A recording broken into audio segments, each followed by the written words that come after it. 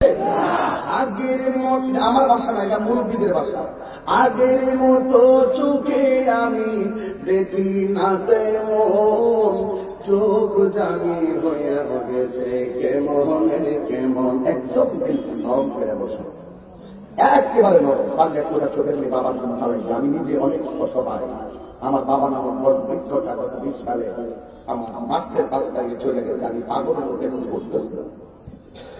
আগের মতো চোখে আমি দেখি না তেমন, চোখ জানি হইয়া গেছে কেমনের কেমন।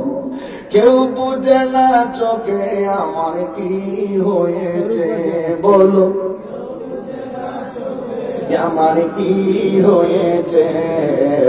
আমি বলি আমার মরার চিঠি এসেছে, বলো আমি বলি আমার মরার চিঠি এসেছে। আগের মতো গায়ে শক্তি পাই না তেমন। দাদা, আগের মতন বস্তা কি মাথায় তোলা যায়? আগের মতো কি দুধটা চেপে দিতে দেওয়া যায়? আগের মতো গায়ে শক্তি পাই না তেমন, শরীর জানে হইয়া গেছে কেমনের কেমন। কেউ বুঝে না পরিবর্তন কখন হয়েছে। আমি বলি আমার মরার চিঠি এসেছে, বলো আমি বলি আমার মরার চিঠি এসেছে। জবানটা করে আল্লাহরে ডাক দিয়ে বলে আল্লাহু আকবার। কেউ জানি না কখন মরব। মৃত্যুর যন্ত্রণার কথা বলেছেন আমার নবী, আপনার নবী বলেন রুহটা দেওয়ার সময় যে কষ্ট, এর চাইতে আরো ভয়ঙ্কর একটা কষ্ট হয় কখন জানুনি? যখন সাকরাতুল মাউতটা শুরু হয়ে যায়। আজরাইলে যখন রাউলি গ্রামের ঘরের দরজায় আইসা আপনার ধাও মারবে, যদি আপনার ঈমান না থাকে, আপনার যদি নেক আমল না থাকে, আপনি তখন পাগলের মতন হয়ে যাবেন। আপনি তখন এমন একটা পাগল হয়ে যাবে, ও যুবক, এমন পাগল তুমি হয়ে যাবে। ওই মুহূর্তে আমার নবী বলেন এটার নাম সাকরাতুল মাউত। মরণের পূর্বে একটা কষ্ট অনুভূত হবে। বন্ধুরে আমার,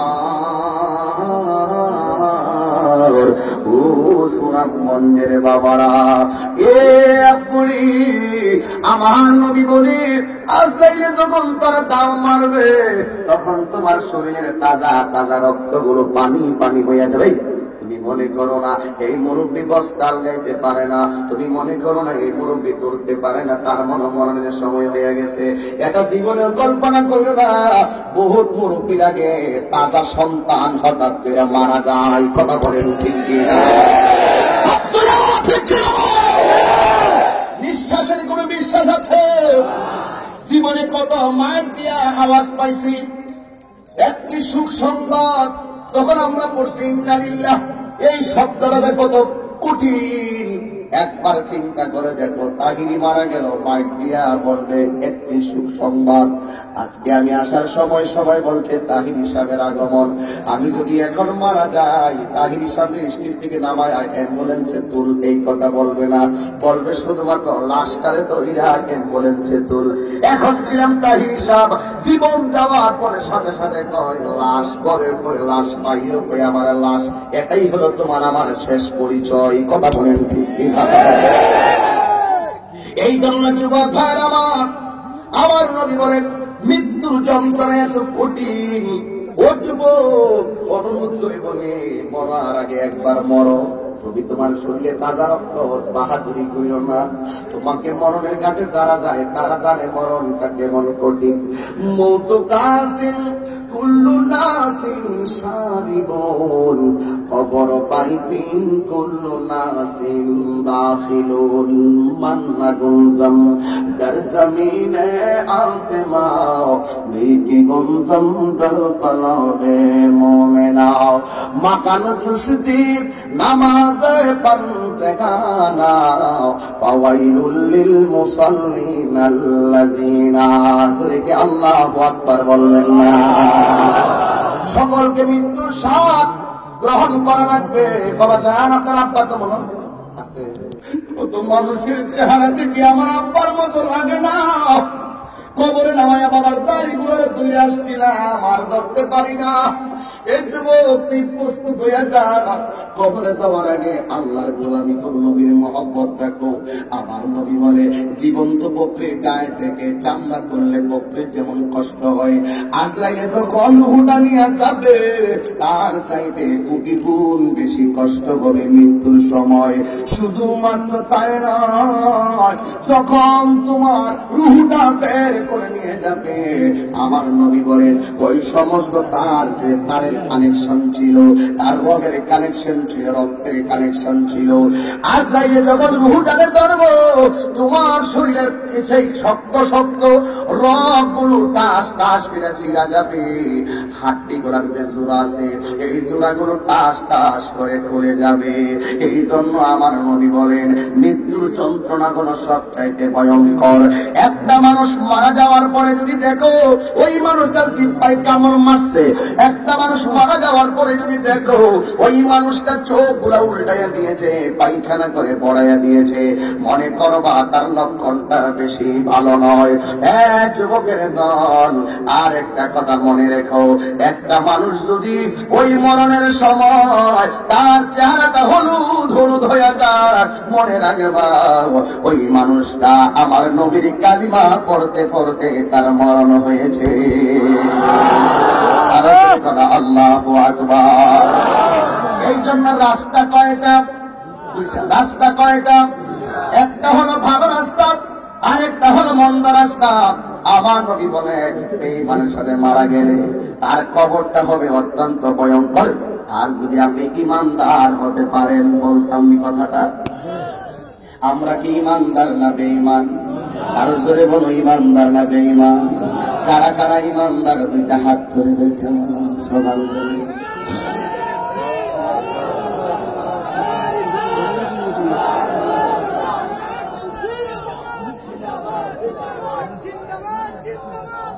সকলে বলি আল্লাহু আকবার। আমি স্লোগান দিলে আওয়াজটা সবার কানে পৌঁছবে, আর চতুর্দিকে স্লোগান দিলে সবার আওয়াজ পৌঁছবে না। সবাই বলে নারে তাকবীর, নারে রিসালাত, আহলে সুন্নাত ওয়াল জামাত, নারে গাউসিয়া।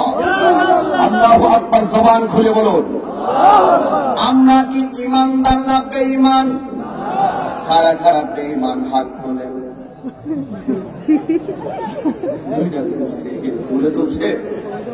আমরা কি ইমানদার না বেঈমান? ইমানদারের মনটা কেমন হবে জানার দরকার আছে না নাই? আপনারা বলতে হবে। আপনারা বলেন, রূহটা কবজ করার ফেরেশতা একজন, জবান খুলে বলেন তার নাম কি? আজরাইল কি এই এলাকা চিনি? রাউলি গ্রামে কি আসছে আজরাইল? এটা কি বুঝে আসে আপনার? তার মানে আপনি যেখানে পলায়ন করেন না কেন, সেখানে আজরাইল যাওয়ার ক্ষমতা আছে না নাই? একদম মাটির নিচে যায় রাজপ্রাসাদ বানাইলেও সেখানে আজরাইল যাবে কি যাবে না? তো যদি আপনি ইমানদার হতে পারেন, দেখেন ইমানদারের পাওয়ারটা কত। কেন বলছি ইমানটা বড় সম্পদ? টাকার দাম বেশি না ইমানের দাম বেশি? আমার দেশের মানুষ অনেক সময় ইমান বিক্রি করে দেয়, আছে না নাই বলে? ইমান বিক্রি করে দেয় টাকার কাছে। ইমানের দাম বেশি না সম্পদের দাম বেশি? ইমানদারের কাছে আজরাইল যখন আসবে, আজরাইল এসে ইমানদারের পায়ের কাছে বসবে না, ডান পাশেও বসবে না। আমি বারা ইবনে আযিব রাদিয়াল্লাহু তাআলা আনহু যে হাদিসটা, আমি ওই দিন গত 15-16 দিন আগে তাহাজ্জুদ নামাজের পরে হাদিসটা পড়েছিলাম, এই হাদিসটা এখন এটা করতেছি। ওই আজরাইল ইমানদারের পায়ের কাছে বসবে না মরণের সময়, বুকের বরাবর বসবে না, ডান পাশে বসবে না, বাম পাশে বসবে না। আজরাইলে গিয়ে বসবে ইমানদারের মাথাটার পাশে, মাথার কাছে বসবে। বসার পরে ইমানদারের মাথার মধ্যে আজরাইলের নুরানি আঙ্গুল দিয়ে এইভাবে চিরুনির মতন আশ্রাবে। কেমন লাগে আশ্রানোটা? নাতি যদি নানার মাথার চুলগুলো আশ্রাইলে কেমন লাগে বাবা? একটু শান্তি শান্তি লাগে। আজরাইল এইভাবে ইমানদারের মাথার চুলগুলোকে আশ্রয় দিবে। ইমানদার তখন একটা ঘুম ঘুম, অসুস্থ থাকলেও এটা ভুলে যাবে, এবং সে কষ্ট থাকলেও তার কষ্ট ভুলে যাবে, কারণ আজরাইল তাকে ভুলাইয়া দিবে। যেরকম আল্লাহু আকবার।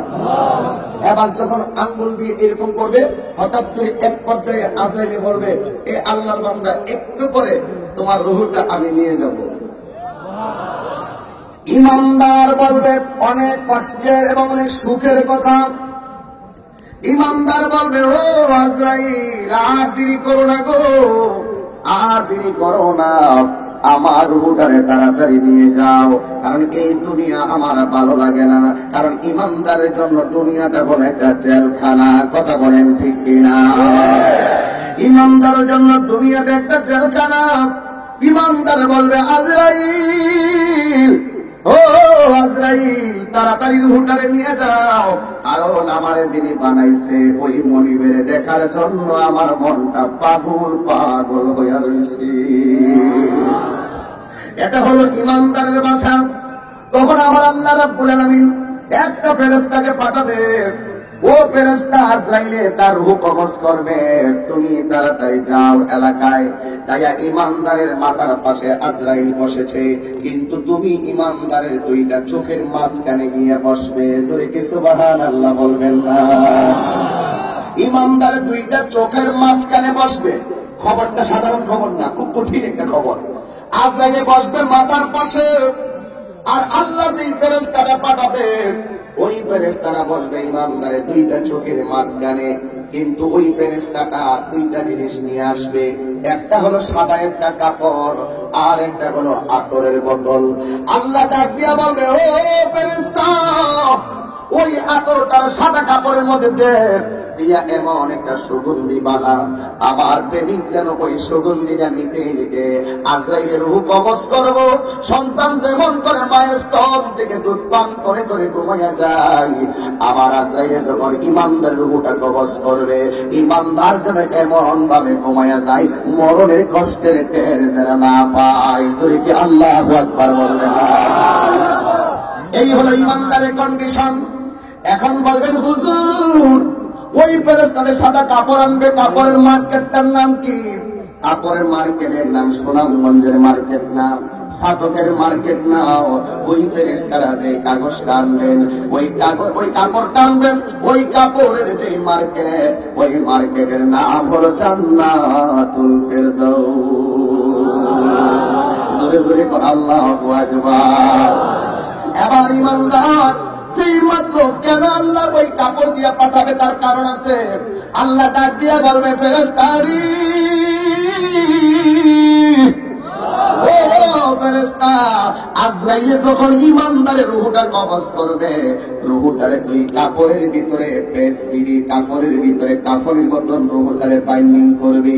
দুনিয়ার মানুষ এখন বেলাল মিয়া যদি মারা যায়, তার বাজার থেকে কাপড়ের কাপড় আনার জন্য কেউ রেডি হইয়া যাইতেছে, আতরুল বানানোর জন্য রেডি হইয়া যাইতেছে, 1500 টাকার সরঞ্জাম দিয়ে তারা চিরদিনের জন্য বিদায় করে দিব।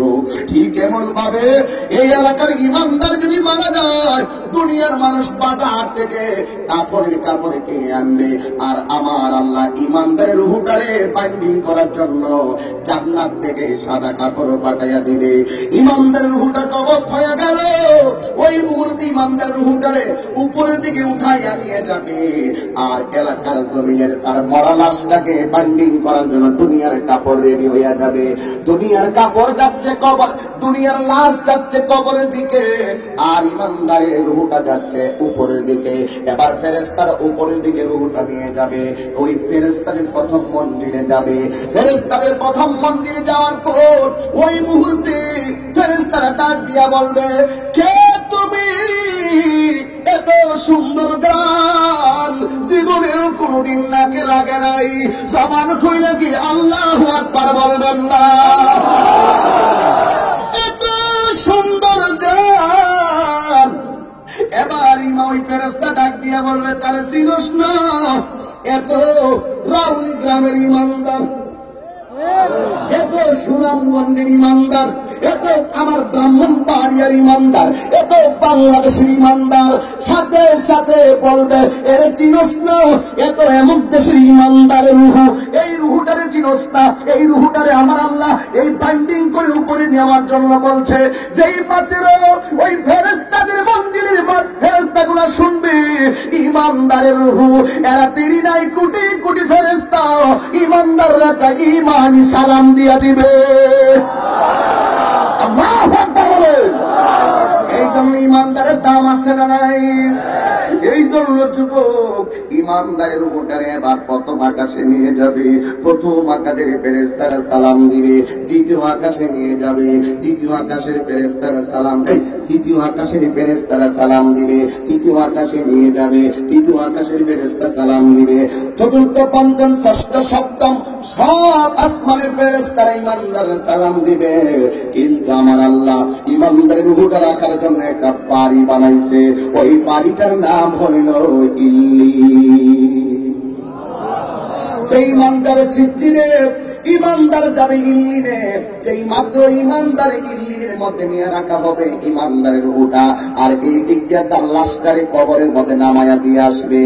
আল্লাহ ডাক দিয়া বলবে, ফেরেশতারা গো তাড়াতাড়ি যাও, আমার ইমানদারের বডিটা এখন কবরে নামায়া দিছে।